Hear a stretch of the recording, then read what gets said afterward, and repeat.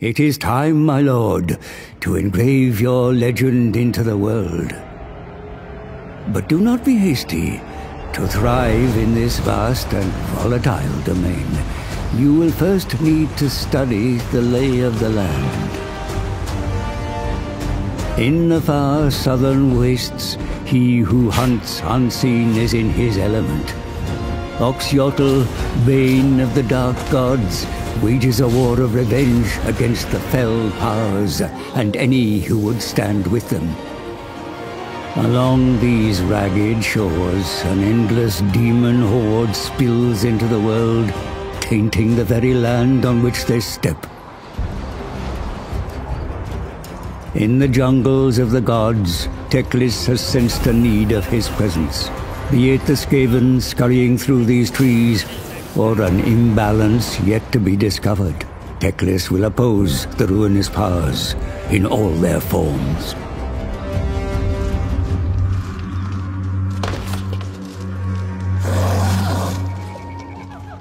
Khalida, High Queen of the Court of Lybaris Tomb Kings, has reclaimed her ancient homeland. But her reign is fraught with challenge. The Silver Host vampire counts also lay claim to these lands, and from their cold hands, Khalida must pry the crater of the walking dead. To the lush east, Krugarth Plaguefather scours the Dragon Isles for new ingredients to fortify his plagues. Amongst the tropical palms and sandy shores, he discovers an enemy. Tefok spawn are a tenacious breed of lizard men, mysterious and otherworldly, with little love for the agents of chaos. In life, Helman Gorst's taste for adventure took him far from the Empire's borders. Perhaps it is the ghost of his past explorer that has seen him to the haunted forest, where he is set upon by all manner of creatures and all manner of new corpses to repurpose. A resource he'll find in abundance within Grand Cathay. If my sister is found delinquent in her duty, then we defend the bastion.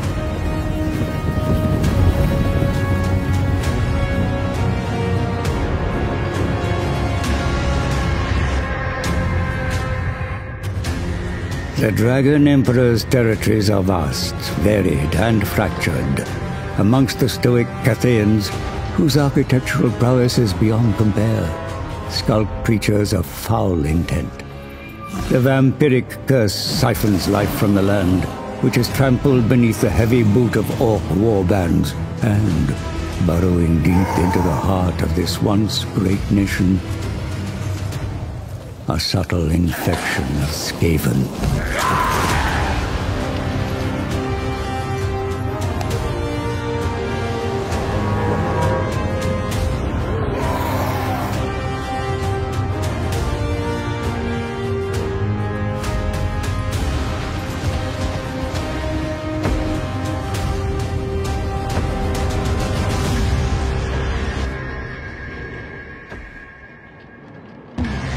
Enemies within and beyond, the great bastion's continued survival is a constant uncertainty.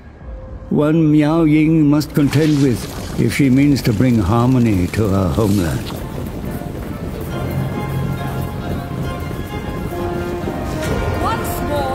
In the barren north, hope, mercy, and virtue are not common commodities. These jagged rocks, sickly forests, and broken mountains mirror the soul of a world overrun by corruption. The perfect stage for the likes of Grimgor Ironhide and his ilk to test their mettle against ravenous ogres. In the path to the east, the Green Slaughterer will find game worthy of his considerable prowess. In these twisted chaos wastes, ambitious and cruel men devote themselves to the dark gods in exchange for a morsel of strength. Seldom few manage to wrestle more than scraps from the gods' table. But Archaon, the Ever-Chosen, is not one of them. He will use his demonic gifts to see the mortal world bleed. But the mortal world is not so easy to tame. When men like Boris Ursus grow tired of being a shield, and instead become the spear. I will not abandon Kislev. Kislevite spears are a tool the demon prince knows intimately. In his past life he wielded one in the name of honor. Now, he wears a different name and cares only for forging himself into a weapon of unfathomable destruction. Sometimes, carried on the whisper of an ice-laced breeze, he hears the name Daniel. Show yourself, Zarkar!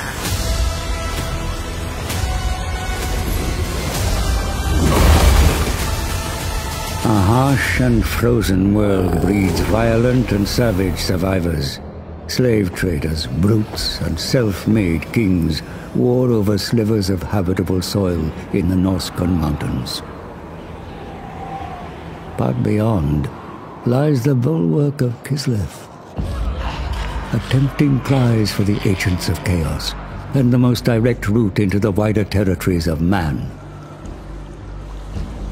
Here, opposing ideologies will need to either unite or overcome one another to face a greater evil. The great orthodoxy protects you! I protect you! Take not one step backwards!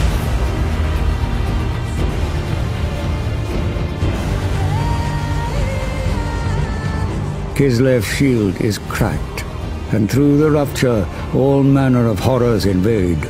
A fact felt keenly on the isolated shores of Albion, which will soon serve as Be'lakor's throne.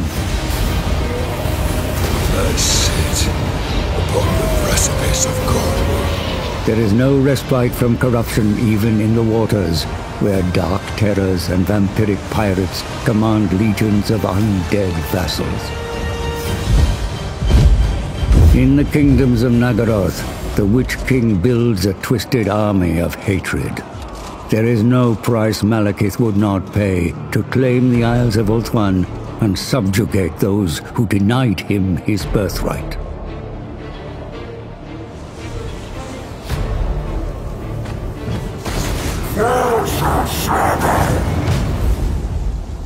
Subjugation is no option for the Sisters of Twilight, who fight bitterly in defense of their home.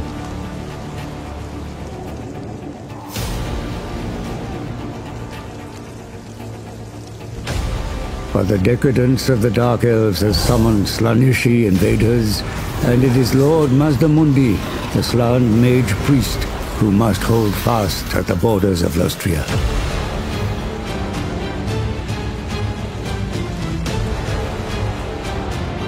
Fueled by a millennia-long vendetta, Nakari arrives on Krace with a goal that would see the High Elves of Ulthuan either slaughtered or dominated.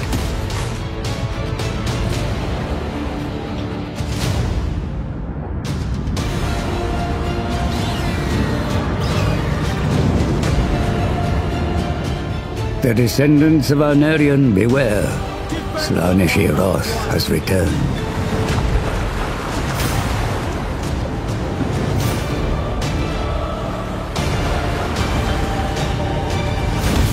Lostria, a continent rich with all manner of life.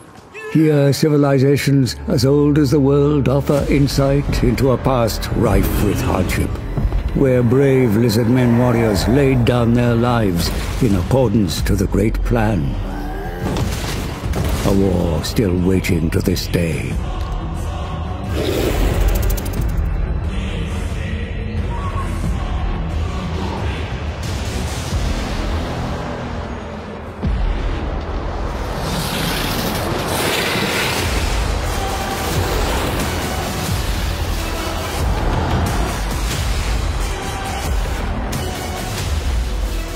Kairos Fateweaver comes to Dawn's Landing and the bottom of the world to liberate it of its high elf occupants. The Changer of Ways will have reasons for this journey, but to know them would be to court insanity.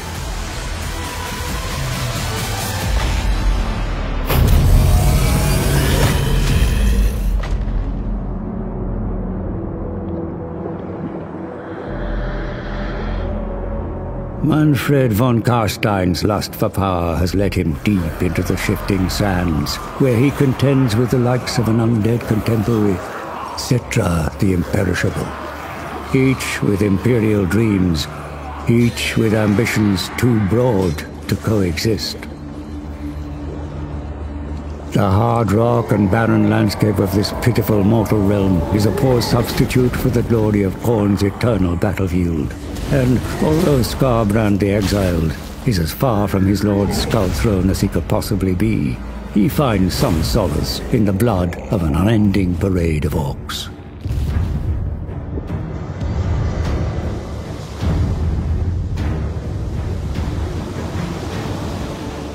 Along the World's Edge Mountains, a cacophony of cultures thrash and vie for the right to exist.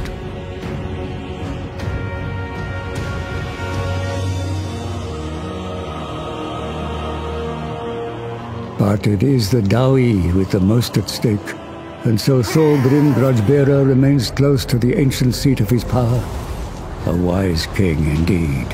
Fellow Dawi, I see orcs scope! They foul our mountains with their vile tanks.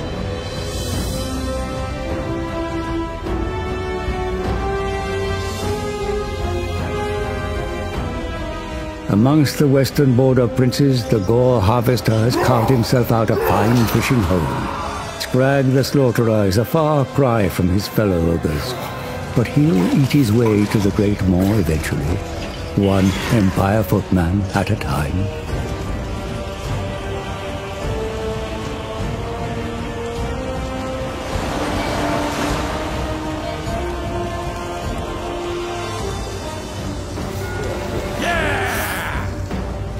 And here, cradled within protective mountain ranges, lie the lands of man. Besieged by roaming beastmen,